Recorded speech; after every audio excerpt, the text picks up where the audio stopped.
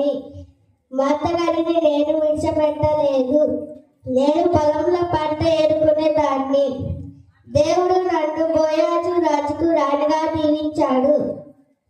మీరు కూడా దేవుని దీవెనలు పొందుకోవాలి.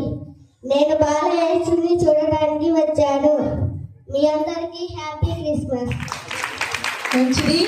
రుతు గారు కూడా మన సమయానికి విషయం చెప్పారు కాబట్టి ఆవిడ కూడా చెప్పడం కొడుతూ ఆవిడ మనము మన యొక్క విశేషం తెలియజేయడం.